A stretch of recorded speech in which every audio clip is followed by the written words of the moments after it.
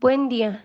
Nosotros somos el equipo número 5 y les vamos a presentar la práctica número 4, que es la producción de amilasa usando Aspergillus niger mediante fermentación en estado sólido. Los integrantes del equipo son Hernández Alvarado Eduardo, Hernández García Ana Karen y Rojas Suárez Andrea. Como contenido de este trabajo tenemos la variedad de sustratos usados actualmente en la industria para la fermentación en estado sólido, describir los nutrientes que están presentes en los sustratos usados para la producción de amilasa, y si Aspergillus niger es un hongo filamentoso y crece sobre un sustrato, cómo se recupera la enzima siendo una enzima extracelular.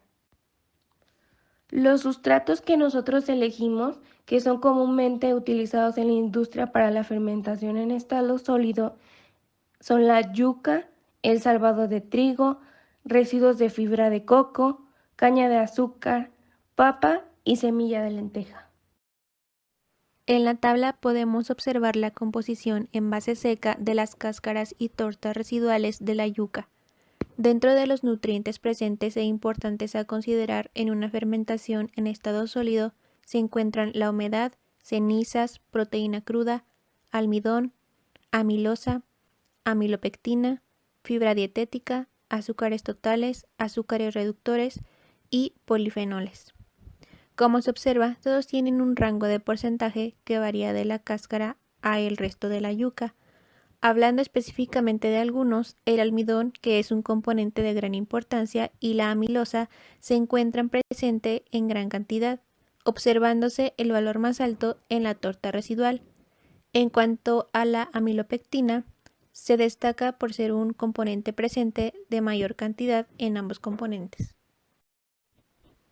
En la tabla observada se presentan los componentes más representativos del salvado de trigo, entre los cuales destacan la fibra dietaria total, principalmente fibra insoluble lignificada, las proteínas y en menor proporción lípidos y cenizas. También se observa un nivel relativamente alto de ácido fítico, que constituye la reserva de fósforo del grano, y el cual es considerado un factor antinutricional ya que puede interferir con la absorción de minerales como hierro, magnesio, zinc y calcio. Entre los compuestos fenólicos, el ácido ferúlico es importante y se encuentra esterificando algunos residuos de arabinosa de los aravinosilanos, los cuales son polisacáridos que representan mayormente a la fibra dietaria en el salvado de trigo. Dependiendo del cultivo, el salvado de trigo contiene entre 9.9 y 18.6% en peso de proteínas, las cuales se distribuyen en tres grandes capas como se observa en la imagen de la figura inferior, la cual muestra la estructura del salvado de trigo. La letra E señala la capa exterior, la I a la capa intermedia y la letra A a la capa aleurona. Para los residuos de fibra de coco, como se puede observar, el contenido de humedad en base húmeda corresponde al 83% con respecto al contenido de cenizas.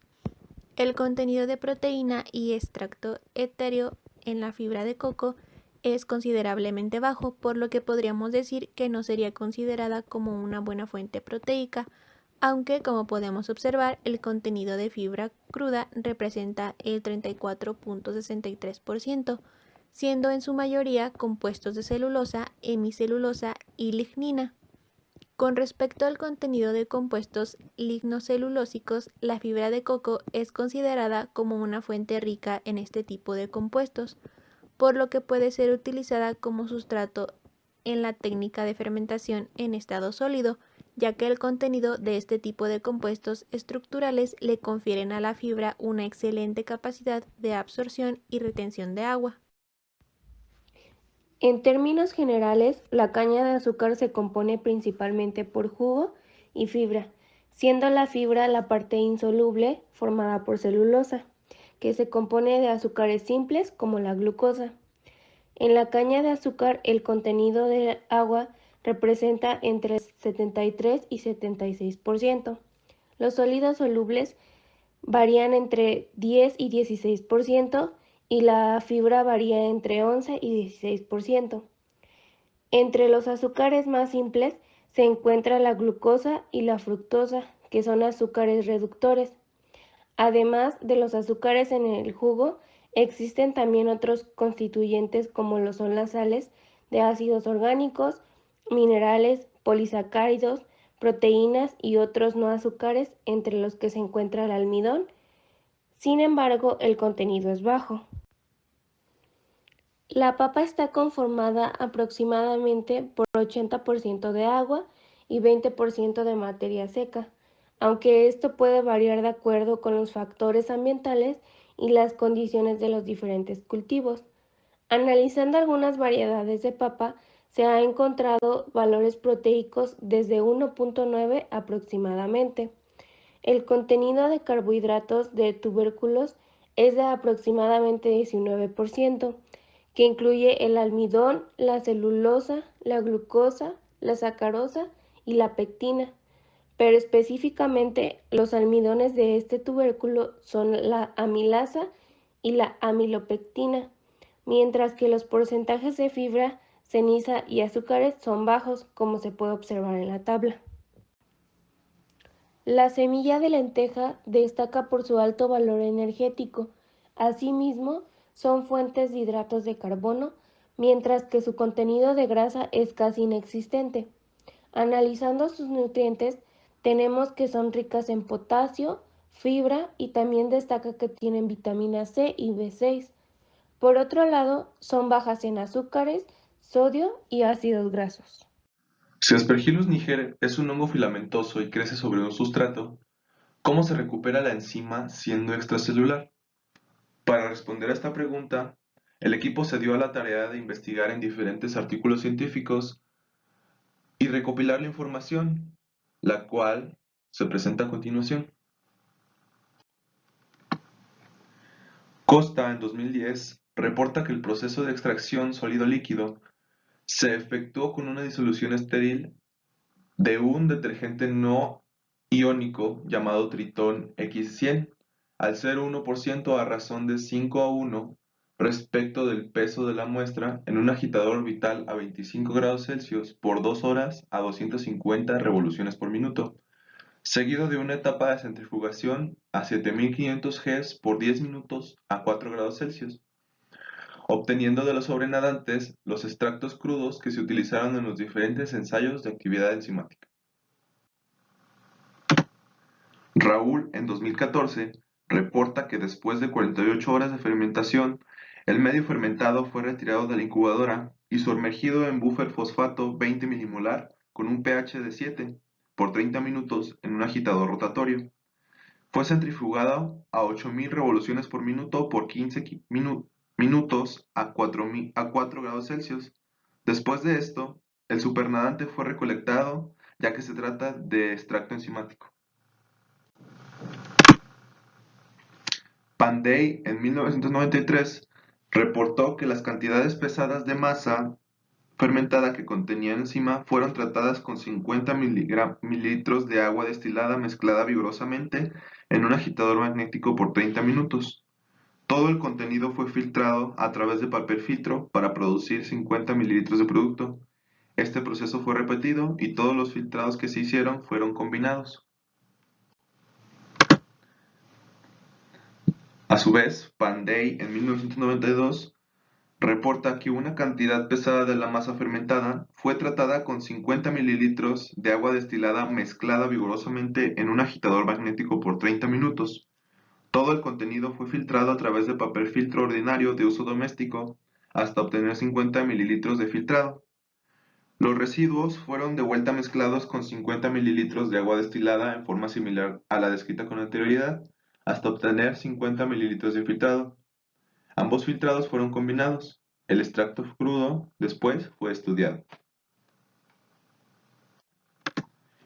Y por último, Selvakumar, en 1996, reporta que glucomilasa fue extraída de materia fermentada usando agua destilada, como lo describe Pandey en 1992. El fluido supernadante fue recolectado por filtración a través de estopilla, y después fue centrifugado a 8000 revoluciones por minuto por 15 minutos y utilizado en estudios de purificación. En base a la información consultada en los artículos científicos, entonces podemos decir que los métodos de recuperación más utilizados en una enzima extracelular en una fase preliminar son la centrifugación y la filtración, ya que permiten separar la materia sólida de la líquida, en donde la líquida contiene la mayoría de la enzima que se desea estudiar. Ahora hablaremos sobre el pretratamiento para el acondicionamiento del sustrato y extracción de enzima realizado por Baralakshmi y colaboradores en 2009. En una fase de pretratamiento de sustrato, primero secar el sustrato, después moler en una licuadora hasta obtener un polvo grueso. En una fase de preparación del inóculo, para el medio de producción, se usaron 5 gramos de salvado de trigo y 8 mililitros de medio de sal mineral. En la preparación del inóculo, un mililitro de suspensión de esporas de hongos de matraces Erlenmeyer de 250 mililitros. Después se llevó a cabo la fermentación durante 4 días o 96 horas. En una fase de extracción de enzimas, primero se añadieron 22 mililitros de tampón fosfato, 0.1 molar y un pH de 6.5 a los matraces del cultivo. Mezclar bien en un agitador rotatorio a 150 revoluciones por minuto a temperatura ambiente, que es 22 más menos 2 grados Celsius por 30 minutos. Filtrar la mezcla a través de una gasa.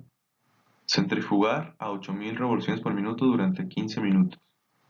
Filtrar el sobrenadante a través de papel filtro Whatman número 1. Utilizar filtrado como fuente de enzima. Ahora pasamos a la parte de precipitación. Para esto, realizar el experimento a 4 grados Celsius para evitar la desnaturalización de la enzima. Purificación con sulfato de amonio al 40% de concentración. Después, centrifugación del precipitado obtenido disuelto en tampón fosfato 0.1 molar con pH 7. Dializar toda la noche frente al tampón fosfato 0.01 molar. Y por último, someter las muestras obtenidas a electroforesis en gel de policrilamida o SDC-PAGE para determinación de peso molecular.